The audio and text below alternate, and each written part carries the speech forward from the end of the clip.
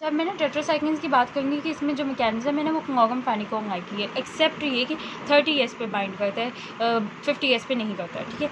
उसके बाद जो इसकी रेजिस्टेंस का मैकेनिज़्म है ना उसमें हमारे पास है इफ्लक्स पम्प, जो कि इंट्रासेलुलर एक्यूमुलेशन नहीं कराते, इसको कंटिन्यूसली इफ्लक्स करते रहते हैं। उसके अलावा जो है राइबोसोमल प्रोटेक्शन प्रोटीन्स होती हैं that stop the binding of this drug to 30S। Ribosomal protection protein जो है इसको बाइंड नहीं करने देती टू 30S। अब इसका स्पेक्ट्रम है ना, इसका स्पेक्ट्रम क्लोगम उससे कंपेयर करें तो इसका ज़्यादा वाइडर स्पेक्ट्रम है कि ये ग्राम पॉजिटिव नेगेटिव। इसके अलावा जो हमने क्लैमिडिया यहाँ पे पढ़ा था कि क्लोगम फेनिकोंग में क्लैमिडिया इज़ रेजिस्टेंट, यहाँ पे क्लैमिडिया इससे ससेप्टेबल है। तो हमारे पास gram positive negative rickettsia chlamydia mycoplasma, ठीक है, RCM रिकेट्शिया क्लैमिडिया माइकोप्लाज्मा ये होते हैं, एंड सम प्रोटोजोआ। अब इसमें जो इम्पोर्टेंट बात है नहीं वो ये है कि प्रोटोजोआ भी ससेप्टेबल हो रहे हैं टू टेट्रासाइक्लिन्स। तो प्रोटोजोआ जो इन्फेक्शन होते हैं उसमें भी हम इसको दे सकते हैं। अब इसकी जो क्लिनिकल यूजेस है ना इसको हमने मेजर 4 में डिवाइड किया हुआ है, ठीक है, प्राइमरी, सेकेंडरी, सिलेक्टिव एंड टाइगरसाइक्लिन के जो आगे से यूजेस है। अब जो प्राइमरी है उसमें यही चीज़ें हैं, ये जो है ना RCM rickettsia chlamydia and mycoplasma, इसके अलावा जो डॉक्सीसाइक्लिन है ना ये कम्युनिटी एक्वायर्ड न्यूमोनिया में हम यूज़ करते हैं। Doxycycline community acquired pneumonia. अब ये बहुत इंपॉर्टेंट बात है। अच्छा, उसके बाद जो है कि सेकेंडरी में मैंने निमोनिक याद किया कि स्नार SNAR, तो S फॉर, अब यहाँ पे ये स्नार है, ठीक है, ये सिफिलिस, ये लेप्टोस्पायरा और ये एक्नी एंड ये रेस्पिरेटरी जो है इन्फेक्शंस उसमें, ठीक है।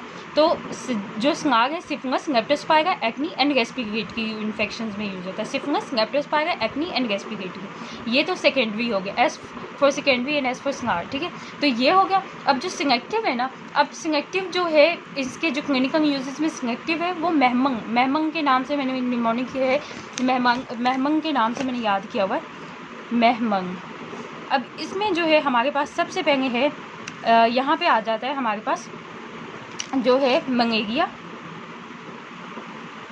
ये अमीबिक डिसऑर्डर्स में भी एच पाएंगे,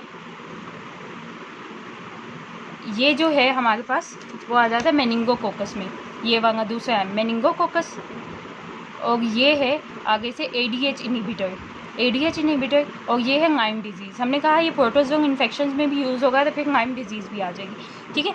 अब ये सेकेंडरी था, इसमें स्नार है, syphilis, leptospira, acne and respiratory. अब जो है ये सिलेक्टिव के लिए ये वाला निमोनिक है, ठीक है। तो इसमें है मलेरिया, अमीबिक जो इन्फेक्शन है उसमें एच पाएंगे, और उसके अलावा मेनिंगोकोकस, और जो है A फॉर ADH इनहिबिटर्स के तौर पे भी काम कर रहे हैं, और N फॉर लाइम डिजीज़, ठीक है।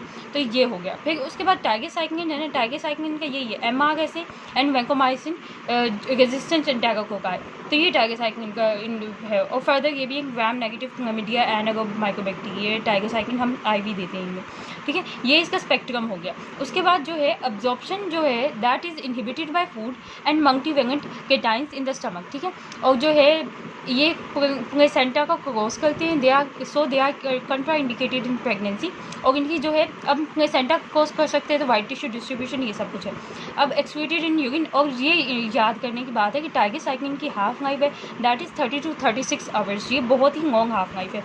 अच्छा, उसके बाद जो है इसकी टॉक्सिसिटी में ना वो है गैस्ट्रोइंटेस्टिनल, ये GI की टॉक्सिसिटी है। उसके अलावा टीथ एंड बोन की रिलेटेड डिसऑर्डर्स है, जैसे टूथ एनेमिंग है, डिस्प्लेजिया है या नेगेटिव बोन ग्रोथ। इसके अलावा जो है ना अब टॉक्सिसिटीज़ में ना हम इसमें बहुत ज़्यादा टॉक्सिसिटी वर्ड यूज़ हुआ है, हेपेटोटॉक्सिसिटी, नेफ्रोटॉक्सिसिटी, वेस्टिबुलोटॉक्सिसिटी। तो जितनी भी टॉक्सिसिटीज़ हैं वो इसमें होती है, हेपेटो, नेफ्रो, वेस्टिबुलो। इसके अलावा फोटो सेंसिटिविटी करना, फोटोटॉक्सिसिटी करना, ये है। अच्छा, अब जो GI में है ना ये है कि टेट्रासाइक्लिन्स जो है ना वो हॉस्पिटल रिलेटेड नोजोकोमियल इन्फेक्शन वो उनमें इन्वॉल्व होते हैं। तो इसके अलावा जो है टीथ एंड बोन के लिए और contraindicated in pregnancy as it can cause the placenta. इसके अलावा जो है हेपेटोटॉक्सिसिटी और रीनल टॉक्सिसिटी में Fanconi syndrome is very important. Fanconi syndrome जो है ना उसमें ट्यूबुलर एसिडोसिस हो जाता है। इसके अलावा जो है वेस्टिबुलर टॉक्सिसिटी है, इसमें डिजीनेस एंड वर्टिगो होता है, क्योंकि ऑब्वियसली ये वेस्टिबुलर अपरेटस है उसकी टॉक्सिसिटी हो गई है, तो फिर जो है डिजीनेस और वर्टिगो होगा। अब जो नेक्स्ट है वो है हमारे पास टेनिथ्रोमाइसिन। टेनिथ्रोमाइसिन जो है ना, इसकी जो है क्लोरामफेनिकोम की तरह इसका एक्शन है, और ये जो है इसकी रेजिस्टेंस, ये लीस्ट रेजिस्टेंट होता है। It is least resistant. ये क्यों लीस्ट रेजिस्टेंट है? क्योंकि ना ये एफ्लक्स पंप जो है इनके लिए बहुत, इसका साइज़ बहुत बड़ा है, तो एफ्लक्स पंप इसको एवैक्यूएट नहीं कर सकते उस जगह से, इसलिए। अब ये यूज़ होता है MRS and community acquired pneumonia, ठीक है।